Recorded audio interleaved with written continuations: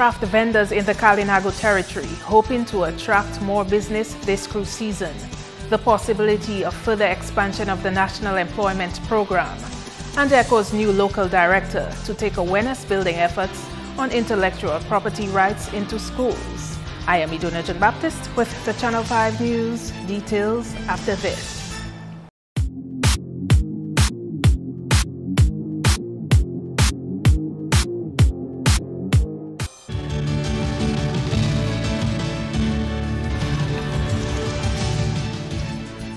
Topping the news, Prime Minister Skerrit, who is also chairman of CARICOM, is expressing frustration at the lack of action by the international community to mitigate against the impact of climate change. Andrea Louis has that story. The issue of climate change has been the talk of the town for some time now, and the international community is taking stock of the impact this phenomenon has on countries around the world.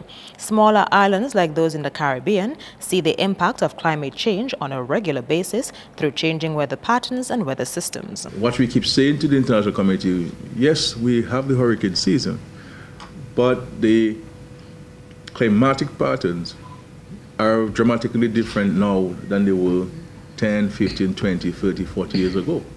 The Marshall Islands, for example, I mean, there's a contingency plan with the United States of America that in the event that the Marshall Islands are affected, then they can relocate to the United States. And the Maldives, you know, countries are disappearing as we speak. And how many seawalls can you build to mitigate against this? You know, how many river defenses wall you can build? You know, how are you going to change, how are you going to force rain to fall if the dry spell persists?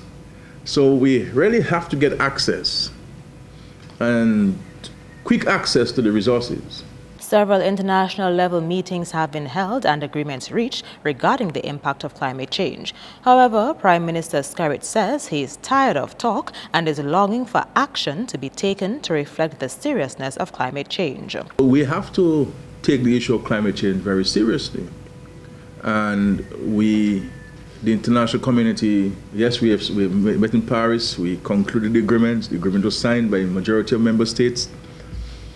But we need to have this thing move beyond a university lecture as it is now. You know, it's almost like university courses. And at the end of the day, having attended so many conferences on climate change, you ought to be given a degree or two. But we're dealing with practical situations. We're going back into the Kingdom of Morocco as a follow-up to Paris. I will attend along with the Minister for the Environment. But we are going to this conference to be very firm and to be very clear. And my advice to the Caribbean community is that, look, if we're not going to get any serious outcome in the Kingdom of Morocco, then we have to make a determination, do we continue following this conference on climate change? The government will also be taking the issue of climate change and disaster management to the next sitting of the House of Assembly. Not this sitting, but the next sitting, we intend to do a couple of things. We intend to pass comprehensive legislation on the environment. We'll be circulating the draft bill to the public. It's a very extensive piece of legislation, and also disaster management legislation. We'll be passing this legislation and addressing a number of issues in terms of our own preparedness and the responsibility of citizens in respect to disaster mitigation, prevention, reducing of hazards, and so forth. The next international meeting on climate change in the Kingdom of Morocco is scheduled for late November. Andrea Louis, Channel 5 News. Other lead stories. The National Employment Program is set to see an expansion of almost 300 young people in the near future. The increased number of young people under the NEP is intended to accommodate the growing number of skill set areas where youth are receiving training. At present, we have about 1,300 and about 55 or 56 persons on the program right now. We will probably be increasing that because we have some new programs that we're going to be bringing on stream. So we'll probably be increasing that by about maybe another 200 to 300 persons on other aspects, especially in our enterprise development, because under our entrepreneurship program, we are also doing things like boat building.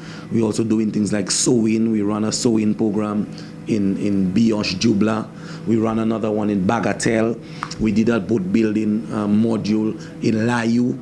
You know, we did some other agricultural programs. The Minister for Employment says plans are underway to further showcase the results of the youth under the Beautification and Cleanup branch of the NEP. NEP has really made us proud. What we want to do right now is on the beautification and cleanup campaign that's going on in the communities. We want to do a competition. We want to launch that competition around Independence Time, and we want to send out scouts like judges to look at what the interns are doing, how they're planting their flowers, how they're keeping the grass in the community clean, and how the litter and everything is taken care of, so that at the end of the next independence season, we can give a national award and give something tangible to the teams. Douglas says a wide cross-section of society has been able to benefit from the National Employment Program. And then we have our interns in the school, our school mentors. I mean, you hear the Ministry of Education boasting that grades have gone up and children are doing very well at CXC level right now. And that is because we have interns in the schools doing extra lessons, providing extra tuition to the students. We even have interns at the hospital right now. At the Princess Margaret Hospital, we have interns in various areas and various departments, throughout the public service. Even our interns in the private sector have been, really contributing tremendously, because there are big savings for a private sector businessman. On the tourism scene, as excitement for the new cruise season builds, craft vendors of the Kalinago territory are hoping they will get more offshore tours to the area this time around. Their complaint is that hardly any tours visit the Kalinago territory during the cruise season, home to the country's indigenous people. Both roadside vendors and those based at the Kalinago Barana Ote shared that concern with Channel 5 News. I'm expecting that we might get some more tourists than last year, because last year it was not that good for us that much down here at the KBA. So I'm hoping that this year things will be a bit better. I'm now preparing my materials for the season, because I'm a vendor. I sell at the Emerald Pool booth at the Barana Ote as well. So I hope that with the season it might be better. We're hoping. So I prepare my materials and I work my lauma myself. All of my baskets I made myself. While the roadside vendors did not wish to speak on the record, they say they don't see tours with cruise passengers visiting regularly, except for private tours every now and again, which visit the Hibiscus Falls in Marigot, or tours coming from Portsmouth. Carib Chief Charles Williams says based on the reports he's received, the issue is the time it takes to get to the Kalinago territory and to the condition of the roads. The Kalinago territory finds this kind of difficult. The Kalinago Barana Ote, the manager has in fact pushing for cruise tourism because of that facility. But other than that, the other tour operators find it difficult to come because of the distance that the tourists have to travel from Rosewood here, over 33 miles in the winding road. And sometimes most of the tourists sometimes complain of motion sickness. And that is a little difficulty in the selling point of the project. But other than that, we normally try our best to bring some people from the cruise to the Kalinago territory. The U.S. Embassy in Barbados is teaching the common man to become a citizen scientist as a way of bringing awareness to the impact of climate change. The Citizen Science and Climate Change Project recently rolled out in St. Lucia, St. Vincent and Dominica, and right here the Kalinago territory was host to such an activity. We know that small island states are very vulnerable to the impacts of climate change generally, but indigenous peoples can be even more vulnerable to those impacts. So we know that the Kalinago people have a connection to their natural environment that isn't common even in other communities across the Eastern Caribbean. So we wanted to hold the program here. We're concerned, of course, about the negative impacts of climate change on all the communities of the Eastern Caribbean. So as you know, in Dominica, for example, the economy is very heavily dependent on the tourism industry. And if climate change begins to impact that, you would have a very negative economic consequences. Food security would be another area. Just by downloading an app and sharing information, experts can observe changes in the environment due to climate change. Dr. Gillian Bowser, a research scientist from Colorado State University, is leading the advice on that front. We work on a project that's actually funded by our National Science Foundation to introduce citizen science into communities, and especially youth, and getting youth engaged in STEM. One of the beauties right now is that everybody has a smartphone, and everybody has a smartphone that always knows where it is. So we suddenly are able to look at patterns and changes in climate change. So for an indigenous community, using such tools allows us to track or map, for example, medicinal plants or changes in plants.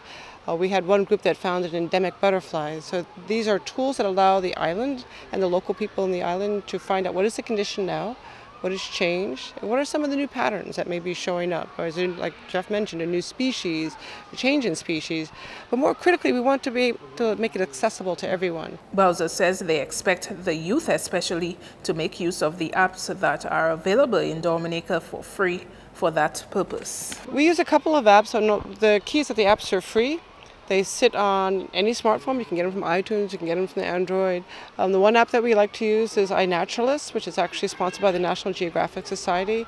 It allows people to upload observations to the cloud, but it also allows experts to help you identify what you don't know. The other types of apps that we use is a very fun little app that creates what are called story maps. It allows us to tell the story of what we find.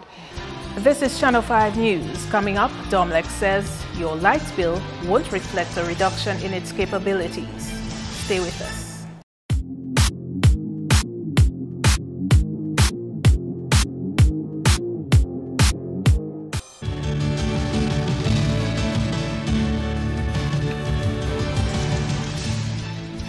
Welcome back.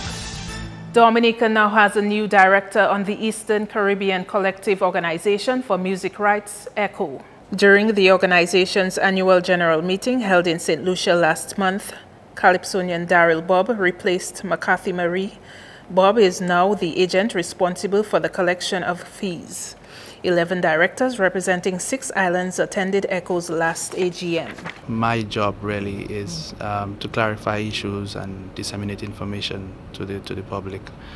Something that is lagging tremendously in Dominica, and something Mac has worked very hard in doing as well. I want to commend him, and I've learned a lot from him as well. So I'm happy to be in that position because it's very dear to me. I've been a musician all my life. Well, all my adult life rather, and I'm getting this whole thing to happen, to move forward, is something that I'm very passionate about, because I know definitely it's something that is very important to any society in the world. Bob says compliance by the general public is the organization's main struggle. It appears that there is quite a bit of misunderstanding as to what intellectual property really means and the significance of it. And why owners, people who create music, own their music and should get compensation for the use of their music. And that is the hard part, to get people to even listen for 5 to 10 minutes to understand why it is important and why we must respect people's rights. Because a piece of a song is a piece of intellectual property. Intellectual property because it's intellect, because it's something that you cannot touch, as opposed to a piece of land, a car, a house. These are physical properties, but the intellectual property of a song is just as valuable as something that is tangible, and it's very hard to make people understand that in this region. He told Channel 5 News one of his priorities as new director is to build awareness about intellectual property rights in the schools. Bob believes it will take another 10 years for the public to become more comfortable with the issue.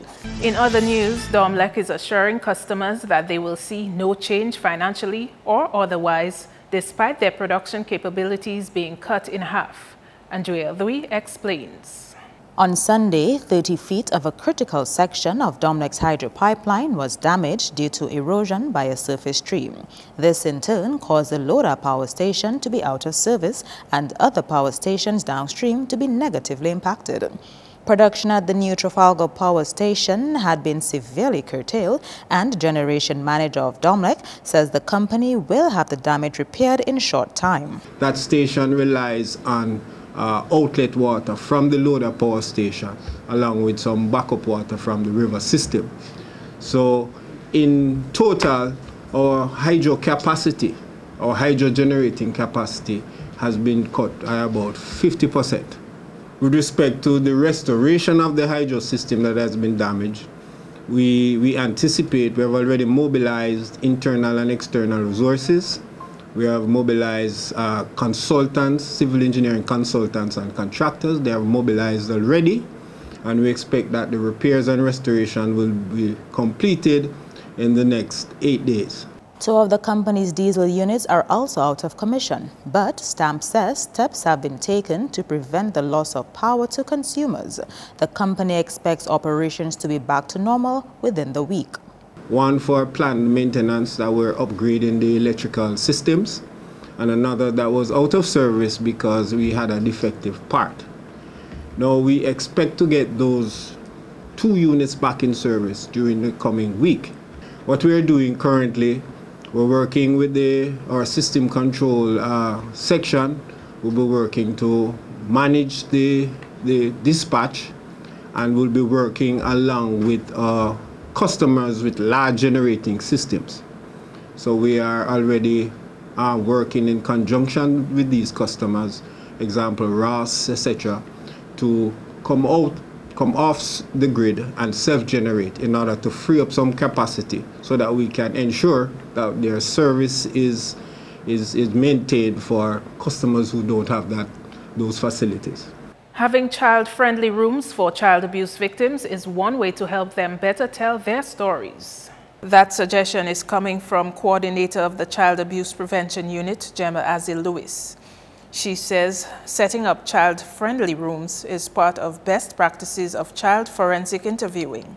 Lewis wants the country to get on board with it on the heels of a recent training for first responders in the area of child abuse. This is what we are working on, ensuring that now that we have been trained in the process, now the next step is to ensure that we have the proper mechanisms in place to record the interview, set up interview, the physical setting in the right way, because there's a particular physical setting for interviewing children. It is not the normal office setting where you sit behind a desk and you interview children, but the room has to be very much child friendly so that when the child enters this room, they feel comfortable that they can speak to you about what happened. So these are the things now that we are looking to put in place.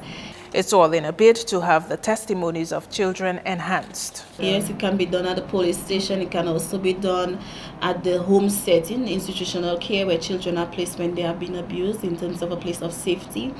And it can also be placed in areas like the social welfare division, where children, you have this first line of contact with children when they told you that they have been abused. It can also be used in the hospital setting, in a counselor's room within the educational setting. So that's why you find that we had in the training a cross-section of persons, so that in the event that we need to use them as a forensic interviewer to interview the child, they have gained that knowledge and experience. Toastmasters Club is on a drive to enhancing secondary school students' communication and leadership skills, specifically as it relates to public speaking. The club's leadership program coordinator, Diana Gitton, says so far the initiative has only been implemented at the Goodwill Secondary. We decided to use this program. We've never done it in Dominican, so this is the first time we're ever doing it. And it started last Monday and it continues once per week for 8 weeks. And students come and they learn by doing. They actually practice the leadership skills and they actually practice public speaking.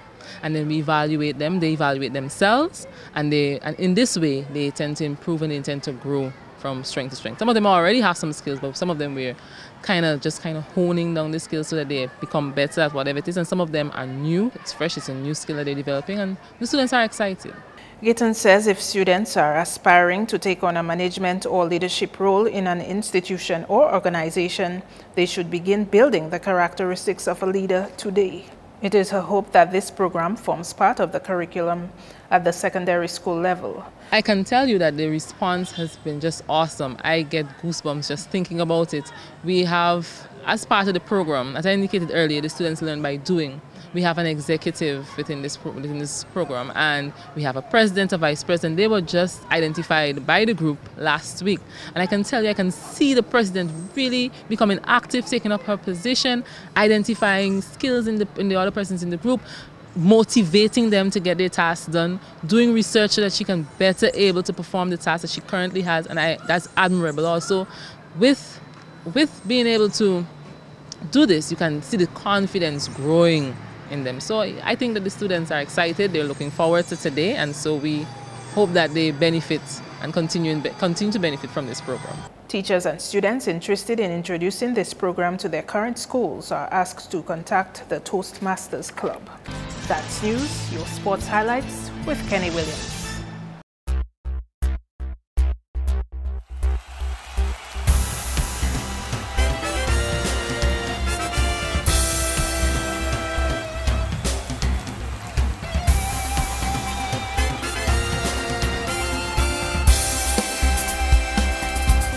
In cricket, despite the West Indies' loss against Pakistan, there are some positive lessons that can be taken from the game. This according to West Indies Test captain Jason Holder, following his team's going down to Pakistan by 56 runs on Monday. There are lots of positives I can take from this game. One thing I'm really proud of the guys, they really fought. I must commend the guys. They stuck it straight through to the end. All the bowlers came up, gave a very big effort on a pitch that really didn't give much assistance to them. And I can't really fault the effort of the guys. I just think it was a very good team effort. Unfortunately, we didn't get over the line, or unfortunately we didn't save the game. He says Darren Bravo was crucial in their fight against Pakistan. He batted really well in both the first and second innings.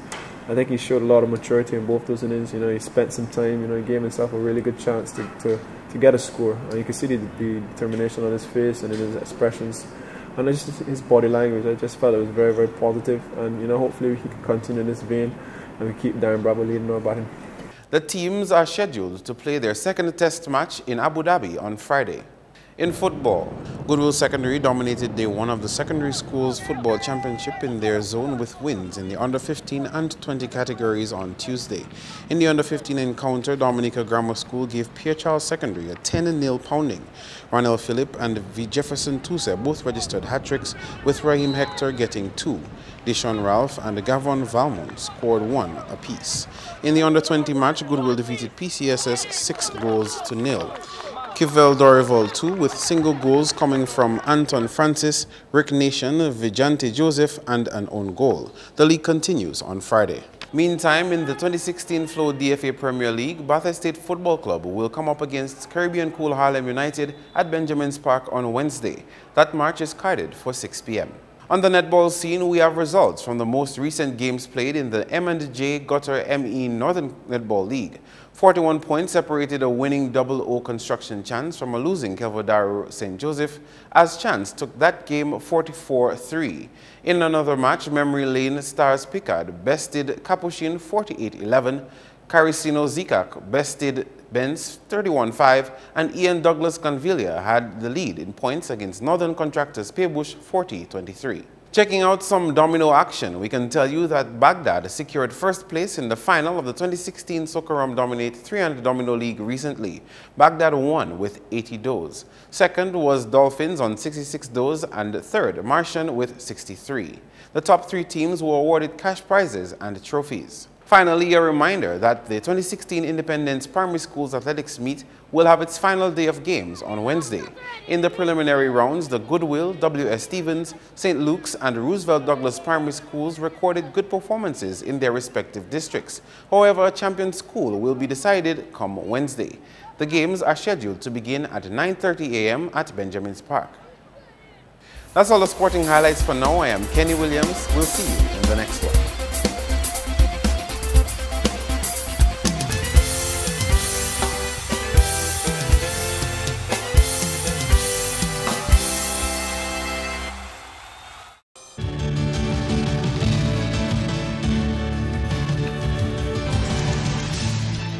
The weather forecast is next.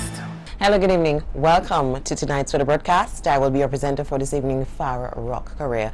We move on now to some early infrared satellite imagery, and what we see is this low pressure system lingering in the area. However, what is of significance to us in the Eastern Caribbean is a high pressure system, which was a dominant feature today, which generated a very dry and stable atmosphere, which limited shower activity and resulted in fair to partly cloudy skies across the island chain.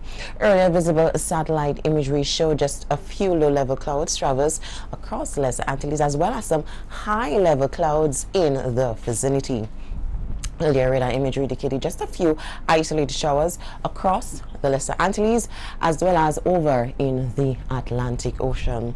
The weather tonight is expected to be fair to partly cloudy with a few brief showers, and similar conditions can be expected tomorrow, with maximum temperatures expected to peak up to 33 degrees Celsius.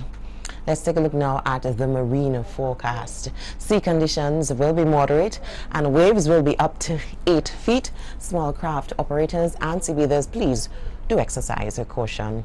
Let's take a look now at the weather for the next 3 days. While similar conditions can be expected for the 3-day period, that is generally partly cloudy skies with a few brief showers and relatively warm temperatures as well.